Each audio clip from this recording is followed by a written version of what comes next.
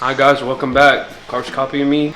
Go subscribe, 1,500 subscribers. We're doing a giveaway, maybe these shirts. We got brown, green, this hats, sick hats, stickers, all that stuff. The original white shirts. 1,500 subscribers. Better subscribe so you can maybe enter in this giveaway.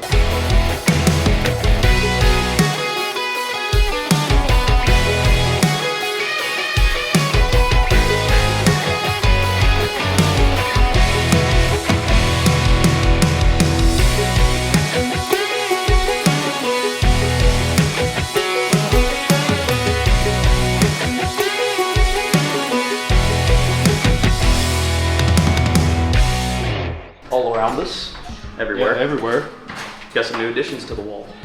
Yeah, we finally got our deer back from last year all the way to 4 years ago. This deer right here is my deer from 2 years ago. This is at Max's. If y'all remember, I was talking about Max's. This deer, he's not super wide or anything, but he's got girth all throughout his horns. I mean, right here, I think we measured him at the base was, I want to say, we had it at 8.5 inches, and 8.5 inches is absolutely insane. This deer is so heavy. He was actually breaking all these other deer's horns because he was so thick. Called him the bully. Like even right here, that's that big around right here, and look at this one, like that big around. Like this is just a beast. He was old, so me and Sarah were actually hunting, and he walked out, and this eye was actually just completely infected, and it Gouged out. It was from him fighting someone. Whoever he was fighting, a horn went in his eye and just ruined it. And he couldn't see, and he was real slow, and his eyes just had infection coming out. I was like, no, we already need to put him out. He's already suffering. I didn't see how thick he was. I just saw his horns. He looked real nice, and I mean, if he had this other horn, I think he scored roughly almost 160. Yeah, 8 point. 7 point. Yeah, 7 point with broke off. This is 1 inch. I think that's what we measured. It was 1 inch. Heck of a deer. I mean, this is absolute stud. We'll go over here. All these on the new wall. All right, we'll go to the tree. These two deer you've already seen before. If y'all go watch the previous video, you'll see these two deer and some of the deer that are already hanging up behind me. This one right here is my 14 point. I never scored him. I do need to score him. We never took him to the taxidermist. He had 14 deer, so we never took him. It'd be nice to get him a shoulder mount. And then right above that that's my Oklahoma buck from a couple years ago. I think it was 2 years ago. But yeah, he scored 156 and a half. Biggest buck I've shot. But yeah, it was a great deer. Fun hunt. Then right above that, bump over one to the shoulder mounts. You have my velvet buck that I shot last year, early muzzleloader season in Kansas. First velvet buck I ever killed, really cool experience. Then if you go over one more, that's the 8 point that I shot 3 years ago in Kansas. Also a really fun hunt. Now we're going to mule deer. So this mule deer right here was one from last year, rifle season. You have to come back here to actually get a good picture of him. We'll post another picture up on the screen right here. Of him, what he looked like when I killed him. Then you go over one. This was my first one, my first ever mule deer with my dad 4 years ago. Yeah, it was our first year out there. It was the first year out there. And then got my girlfriend's right here, Sarah. She killed this one last year. Most of the mule deer are like that one over there. They got the forks. This one's what we call we call this, yeah, like a mixed breed. It's got whitetail in it because one side's whitetail kind of, and the other side's the fork. Then we go over one more. Another mule deer. Yeah, that's Tracy killed. Clark's friend killed that last year also. And then bump over one more, that's my mom's. We'll throw pictures up of every single one we're talking about of what they killed. But those deer, I mean, all these mule deer are just absolutely freaking studs. Bump over here. That one is a deadhead we found. These two are the same ones that's been up. These two are new. That one, or this one right here above me is my dad. He killed Kansas deer. And then the one over to the left is... That's an Oklahoma deer. Oklahoma deer. The first deer we actually ever saw on our Oklahoma property.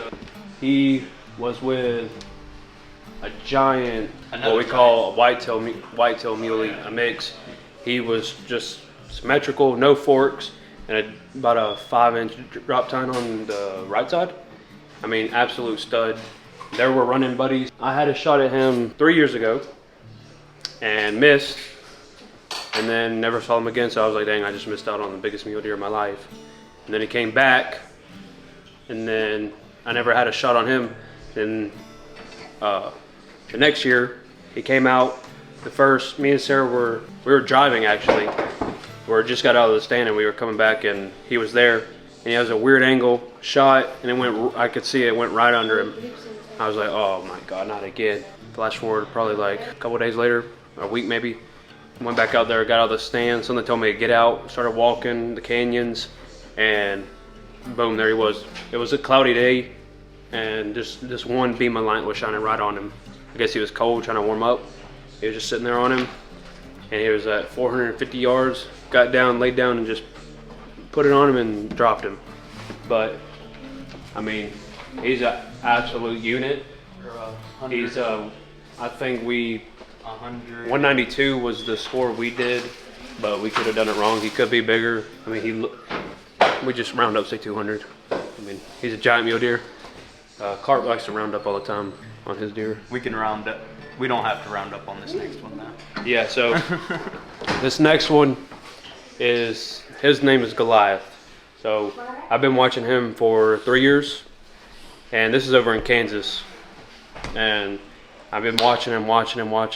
Had first year hunting there, showed up, and coldest day, Clark was actually hunting with me for the whole week, and he switched up on me and didn't want to come hunt. So I was like, all right, you're gonna miss out on your deer.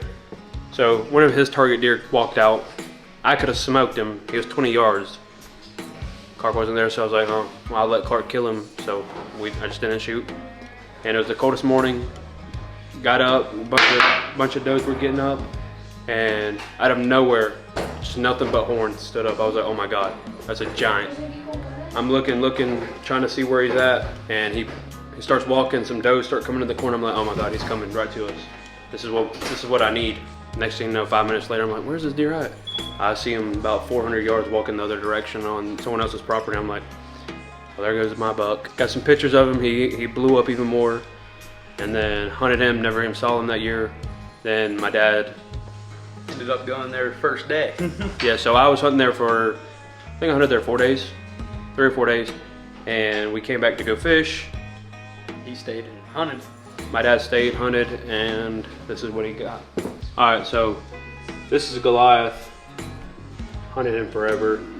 He went out there and smoked him the day the day I left. He's a 14-point, beautiful deer.